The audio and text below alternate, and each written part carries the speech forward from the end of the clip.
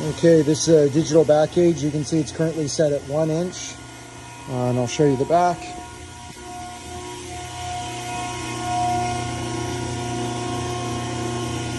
So there's its current position, and we'll go ahead and set it to 24.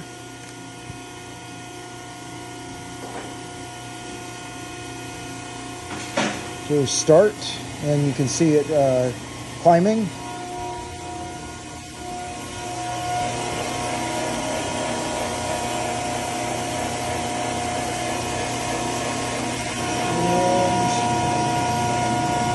Is increasing. So that's the back gauge function. So I'm going to go ahead and bring that back down to 3 inch, and we'll shear some 1/4 inch plate.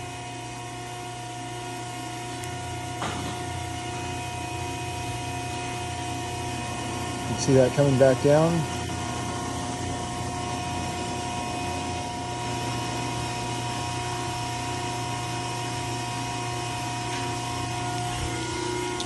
I've got a piece of 1/4 here.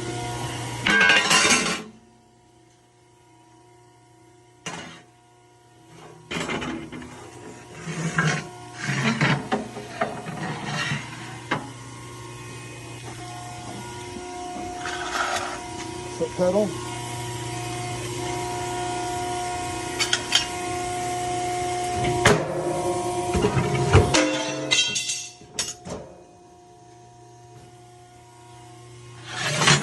Back out and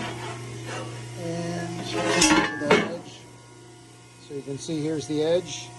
It's currently set for thicker material. I think it was 3/16 or something like that we had initially set it up for. Of course, the blade gap will be used to determine what thickness material you're most often shearing. If you're going to cut really thin stuff and you want minimal burr, of course you're going to want to tighten up that blade gap. But it sounds like you were mostly interested in cutting, I think you said 1/4 inch stainless steel. So I've never cut stainless with it, but you can see the cut's pretty nice with the 1/4 inch that I've got here. You know, nice square edge with real limited tearing. And I'll grab the piece that came off the back.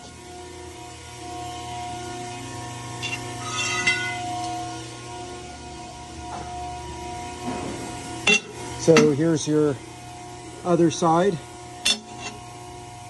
I think this is the side that we sheared. And we compare this to the table here. You can see that there. 3 inches, pretty much 3 inches on the money. Also, keep in mind this is an adjustable rake machine. You have a rake adjustment here, and of course that changes the angle at which the blade shears at. The steeper the angle, the higher the shearing force, and so for a thicker material, obviously that's useful. I think actually the angle's this way. That's more useful for thicker material, but it also creates bow in the material as it's sheared off. The shallower the angle, the less the shearing force, but it's useful in limiting the distortion that happens in the material as you go and cut through it. And so, you know, with older machines, they're not always adjustable rake, or they're manually adjustable. This is hydraulic adjustable rake, because the material that we've been shearing this whole time is almost always the same. We set it once and don't really mess with it. I've also got a piece of 3/8 here, and we can shear that. Let's see, I'll have to flip it this way. It's kind of small. Should be able to shear this too. See that piece of 3/8 there?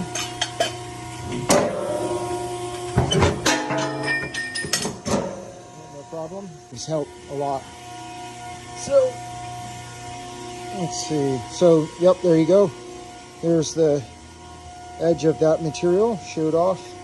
Pretty nice. You can see nice limited tearing, almost none. Of course, that can be adjusted. And the knives themselves are in really good condition. I don't know if I can get a shot of that. There's the other side.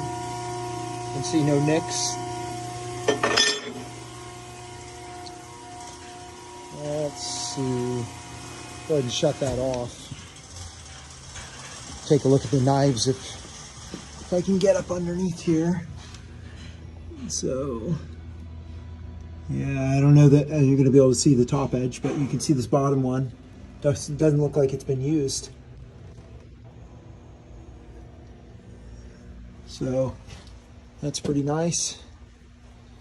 There's the back gauge assembly here. Just got some stuff on it, but otherwise it's good.